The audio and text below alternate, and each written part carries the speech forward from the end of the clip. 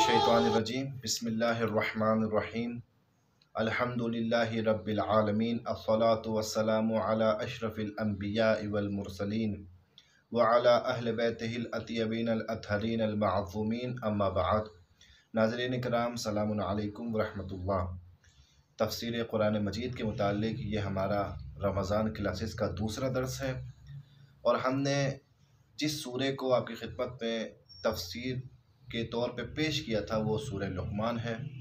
और सूरह लुक़मान की आयत नंबर 12 के दर हकीकत जिस आयत से इस सूरे में जनाब लुक़मान का तज़किरा है, हमने आयत नंबर 12 को शुरू किया था और उसके पहले हिस्से को आपकी खिदमत में पेश किया था।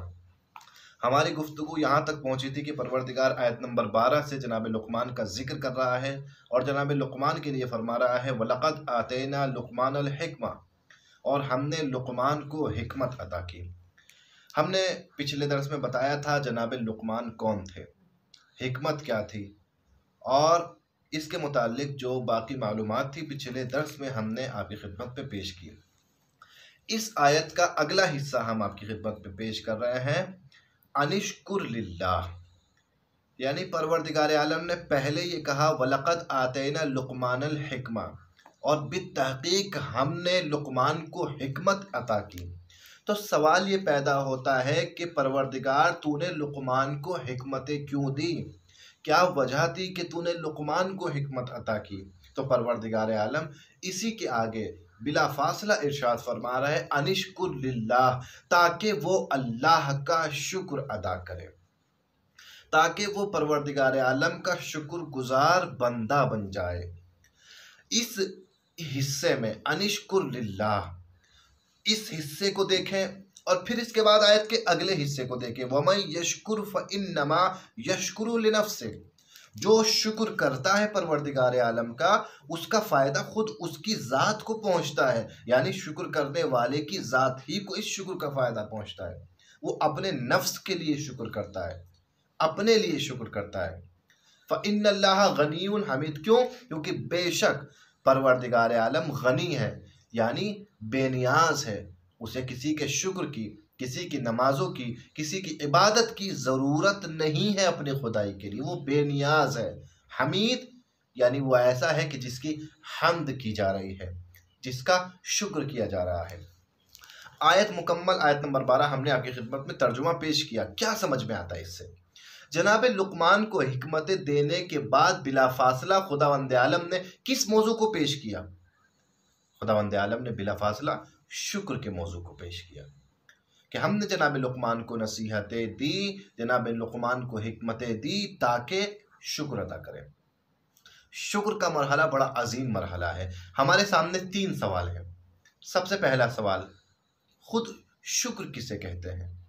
दूसरा सवाल, यहाँ सबसे पहले शुक्र की बात क्यों की गई है? और तीसरा सवाल, शुक्र का फ़लसफ़ा क्या है, शुक्र क्यों किया जाए किसी का।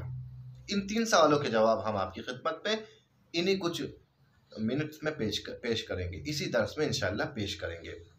सबसे पहला सवाल कि परवरदिगार आलम ने यहाँ इसके बाद के जनाब लुक़मान का जिक्र करता सबसे पहले शुक्र की बात क्यों की? मुसलसल हिकमतें पेश कर सकता था, जनाब लुक़मान की बात कही और फिर उनकी हिकमतों को पेश किया कि ये हिकमत, ये हिकमत, ये हिकमत, लेकिन शुक्र की बात की। क्यों आखिर बिला फासला शुक्र की बात की गई? असल में यहाँ पर एक तौहीदी नुक्ता पोशीदा है। वो तौहीदी नुक्ता क्या है? वो तौहीदी नुक्ता ये है कि अगर मैं परवरदिगार आलम की इबादत कर रहा हूँ, अगर मैं अल्लाह का सजदा कर रहा हूँ, खुदा का शुक्र बजा ला रहा हूँ, इसका मतलब ये है कि कोई नेमत खुदा ने मुझे दी है, उसके शुक्राने के तौर पर मैं उसकी इबादत कर रहा हूँ। जनाब लुक़मान को यह नेमत मिली थी, हर नेमत का एक शुक्रिया होता है और यही फ़लसफ़ा हमें तौहीद सिखाता है। तौहीद कैसे हम सीखते हैं? आप भूल जाएं आप मुसलमान हैं, आपको रसूल ने मुसलमान बनाया है, आपको इमामों ने तौहीद सिखाई है, मगर ज़रा सी देर को अगर इस चीज़ को भूल भी जाते हैं, फ़कत अक्ल को सामने रखते हैं, तो एक इंसान की जो अक्ल रखता है, चाहे वो रसूल को मानता हो या ना मानता हो, चाहे वो इमाम को मानता हो या ना मानता हो, मगर अगर उसकी अक्ल सालिम काम करती है तो इस बात को समझता है कि अगर मेरी ज़रूरत के वक्त में किसी भाई ने, किसी भी इंसान ने मुझे कुछ दिया है, तो मैं बदले में कम से कम उसको अगर कुछ दे नहीं सकता तो शुक्रिया कहूँ। मामूले दुनिया ये है अजीज़ान मोहतरम कि जब हमें कोई कुछ देता है, जब हमें हमारी कोई हेल्प करता है, हम क्या कहते हैं? थैंक यू, थैंक्स, शुक्रिया, तशक्कुर। ये क्यों कहते हैं? क्योंकि इंसान की अक्ल इस बात को पेश करती है और इंसान की अक्ल इस चीज़ को कहती है कि भाई इसने तुम्हें ये चीज़ दी है, इसने तुम्हारी मदद की है, बदले में तुम्हें इसका शुक्रिया कहना चाहिए। अब यहाँ पर आए तौहीद सीखें और इंसानों से पूछा जाए, ए इंसान तुझे ज़िंदगी किसने दी? ए इंसान तुझे फ़हम शऊर किसने दिया? ए इंसान तुझे देखने सुनने बोलने की सलाहियत किसने दी? ए इंसान तुझे सांस लेने के लिए ये फ़ज़ा किसने इनायत की? ए इंसान तुझे पीने के लिए पानी किसने दिया? खाने के लिए ग़िज़ा किसने दी?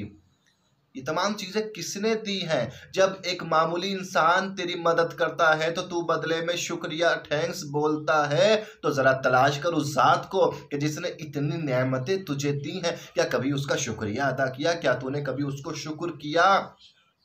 जब इंसान इस चीज़ को समझ जाएगा तो खुद ही उसकी तलाश में जाएगा कि सारी नेमतें मुझे किसने दी हैं। तो जब तलाश मुकम्मल होगी तो पाएगा कि हाँ, खुदा है कि जिसने मुझे ज़िंदगी दी, जिसने मुझे फ़हम व शऊर दिया, जिसने मुझे अक्ल दी, जिसने मुझे ज़िंदा रहने के लिए फ़ज़ा फराहम की, जिसमें पानी है, ग़िज़ा है, हवा है।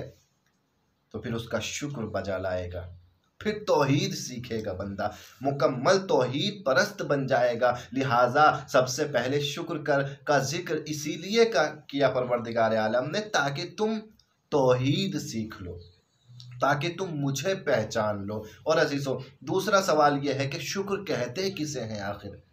पहला सवाल क्या था कि सबसे पहले शुक्र का तज़किरा क्यों किया गया इस आयत में? दूसरा सवाल, शुक्र किसे कहते हैं? तो हमने आपको बताया कि शुक्र का मफ़हूम क्या है कि जब हमें कोई नेमत अता करे, जब हमें कोई कुछ दे, बदले में हम जो चीज़ उसको पेश करते हैं, हम उसको मसलन बदले में जो कहते हैं वो होता है शुक्रिया, शुक्र। अब परवरदिगार आलम ने यहाँ पर अपनी ख़ास इबादत को शुक्र का नाम दिया है। शुक्र कोई बदला ख़ास ऐसी कोई चीज़ नहीं है कि जो हम वाजिब हैं हम अदा करें और हमें उसके बदले में कुछ ना मिले। नहीं अजीज़ान मोहतरम, शुक्र तो वाजिब है हम अदा करें, लेकिन इस शुक्र के बदले में भी खुदावंद आलम ने सवाब रखा है और कहा है कि जो जितना शुक्र करता चला जाएगा उतना उसकी नेमतों में इजाफा देता चला जाऊंगा। जिस किस्म की नेमतें तुम्हें मिलती रहे उस किस्म के शुक्र करते रहो। मगर शुक्र का सवाल है, शुक्र की किस्में 3 हैं, शुक्र के मरहले भी 3 हैं। किस्में 3 कौन कौन सी हैं? शुक्र क़ल्बी, शुक्र लिसानी, शुक्र अमली। शुक्र क़ल्बी, मैं इस दिल से इस बात को कबूल करूं मुझे जो नेमत ये मिली है खुदा ने दी है। फ़कत घरों को बनवा के हाज़ा मिन फ़ज़ली रब्बी लिखने से ये बात साबित नहीं होती। अगर इंसान ये कह रहा है कि ये इसमें खुदा की कोई अता नहीं है, ये मेरी इतने सालों की मेहनत का नतीजा है जो मैंने कमाया है, इसका मतलब ये दिल से शुक्र नहीं करता। शुक्र क़ल्बी यानी पहले इस बात का इकरार करें ये नेमतें सारी किसने दी है? खुदा ने दी है। शुक्र लिसानी, अब इकरार कर लिया है तो ज़रा ज़बान को भी जहमत दे के कह दे शुक्रन लिल्लाह, तेरा शुक्र है। ये शुक्र लिसानी, ये किस्में हैं शुक्र की, 3 किस्में। और तीसरी किस्म शुक्र अमली। अमली क्या है? शुक्र अमली, ये जो नेमत हमें खुदा से मिली है खुदा ही के लिए इस्तेमाल करनी है। भाई नेमत देने वाला तो खुदा है और हम इस्तेमाल कर रहे हैं किसी और के लिए, ये कहाँ का इंसाफ है?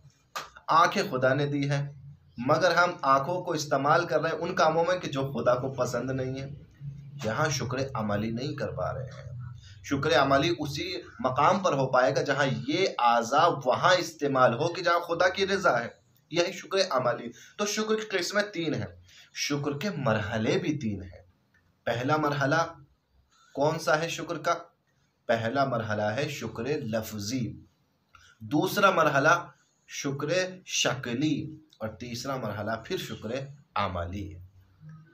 अब ये मरहले कैसे हैं? पहला मरहला लफ्ज़ शुक्र लफ्ज़ी कि भाई लफ्ज़ से शुक्रिया अदा किया जाए, हम अल्लाह का शुक्र करें अल्फाज के ज़रिए से, उसकी हम्द के ज़रिए से, जैसे औलिया अल्लाह ज़िक्र खुदा करते हैं, शुक्र अदा करते हैं, शुक्र लफ्ज़ी है। दूसरा शुक्र शक्ली है यानी एक ऐसी शक्ल शुक्र की कि जिससे नज़र आए कि वाकई हम शुक्रगुजार बंदे हैं। इमाम ज़ैनुल आबिदीन अलैहिस्सलाम के लिए मशहूर है कि जब भी कोई नेमत मिलती थी फ़ौरन शुक्र का सजदा करते थे। बाज़ार में होते थे तो सजदा करते थे, अगर मस्जिद में होते थे, घर में होते थे तो शुक्र का सजदा करते थे। ये सजदा करना शुक्र का, शुक्र शक्ल ही है, एक ऐसी शक्ल कि जिससे वाज़े हो रहा है कि मैं शुक्र कर रहा हूँ। हमें मसलन कोई बाज़ार में हम जा रहे हों, कहीं बैठे हुए हों, मजमे में कोई ख़बर मिले कि हमें मसलन हमारा कोई काम बन गया है, खुदा ने हमें कोई नेमत अता की है, बहुत मुश्किल होता है हमारा उसी जगह पर शुक्र करें। हम सोचते हैं बाद में कभी जब मुसल्ला बिछाएंगे, नमाज पढ़ेंगे तब शुक्र कर देंगे। नहीं, शुक्र का ये बाला तरीन दूसरा मरहला है शुक्र शक्ली, और फिर तीसरा मरहला है शुक्र अमली, यानी कामिल तरीन शुक्र परवरदिगार आलम का। अब ये आज़ाओ जवारे मुकम्मल तौर पर मेरा हर उज़्व बदन का अल्लाह का शुक्र अदा करे। ये हाथ अल्लाह का शुक्र अदा करें, यानी जिन कामों के लिए इन हाथों को खल्क किया गया है वो काम अंजाम दे। तो शुक्र की किस्में भी बयान हुई, शुक्र के मरहले भी बयान हुए। अब परवरदिगार आलम आगे कहता है फ़इन्नमा यशकुरु लिनफ़्से, जिसने शुक्र किया उसने अपने लफ्ज़ के लिए शुक्र किया है। ऐसा ना समझना कि हमने तुम्हें शुक्र की दावत दी है तो हमारा कोई इस शुक्र में फ़ायदा है, हमारी कोई खुदाई में इस शुक्र के ज़रिए से इजाफा होता है, इस शुक्र का भी तुम्हें ही फ़ायदा मिलेगा। यानी शुक्र भी रखा है तो तुम्हारे फ़ायदे के लिए रखा है। क्यों? क्योंकि हर अमल की जज़ा खुद इंसान की तरफ पलटती है। मेरी नमाज़ें पढ़ना मेरे लिए मुफीद है, खुदा के लिए मुफीद नहीं है। उसके किबरियाई में फ़र्क नहीं पड़ता, सारी दुनिया काफिर हो जाए, सारी दुनिया इबादत गुजार हो जाए, उसकी किबरियाई में इजाफा नहीं होने वाला। वो खुदा मुतलक है। हाँ, हमारे लिए है ये सारी चीज़ें। वयश फ़इन्नमा यशकुरु लिनफ़्से, जो शुक्र करेगा अपने नफ्स को फ़ायदा पहुँचाएगा। वमन कफरा, जो कुफ्र करे यानी जो शुक्र ना कर सके उसके लिए क्या है, फ़इन्नल्लाह गनियुन हमीद, वो ये जान ले कि खुदा गनी है, बेनियाज है, खुदा को तुम्हारी ज़रूरत नहीं है।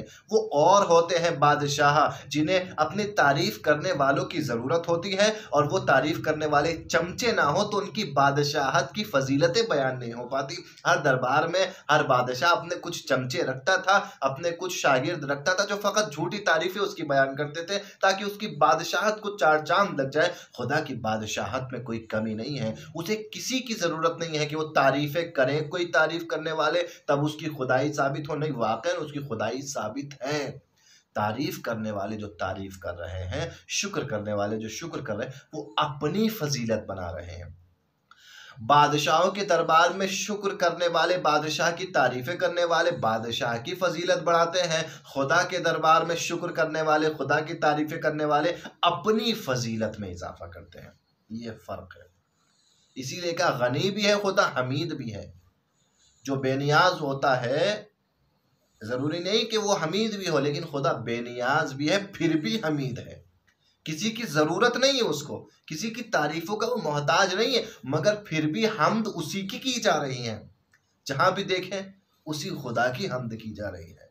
यानी वो गनी भी है और हमीद भी है। वो मोहताज भी नहीं है किसी की तारीफ़ों का, लेकिन फिर भी तारीफ़ें उसी की जा रही हैं। अल्हम्दुलिल्लाह। दुनिया में आप किसी चीज़ की भी तारीफ़ करेंगे, वो तारीफ़ उसी की तरफ पलटेगी। क्यों? क्योंकि उस चीज़ को खल्क करने वाला वही परवरदिगार आलम है। कितनी खूबसूरती से परवरदिगार इस आयत के ज़रिए से हमें शुक्र का मफ़हूम सिखा रहा है ताकि हम शुक्रगुजार बन जाएं। खुदावंद आलम से दुआ है परवरदिगार कम से कम इस माह मुबारक रमज़ान में हमें ये सिफत तो अता कर दे कि हम तेरे शाकिर बंदे बन जाएं, तेरा शुक्र करने वाले बन जाएं। अगर हम तेरे शुक्र करने वाले बन गए तो यकीनन हमारा शुमार उन लोगों में होगा कि जो लोग तेरे हकीकी और मुखलिस बंदे हैं। परवरदिगार आलम से इसी दुआ के साथ में आप सब से खुदा हाफिज़ कहते हैं। इंशाअल्लाह अगले दर्स में अगली आयत के जिसमें पहली नसीहत जनाब लुक़मान के अपने बेटे को है, वो आयत आपकी खिदमत में पेश करेंगे। वस्सलामु अलैकुम व रहमतुल्लाहि व बरकातहू।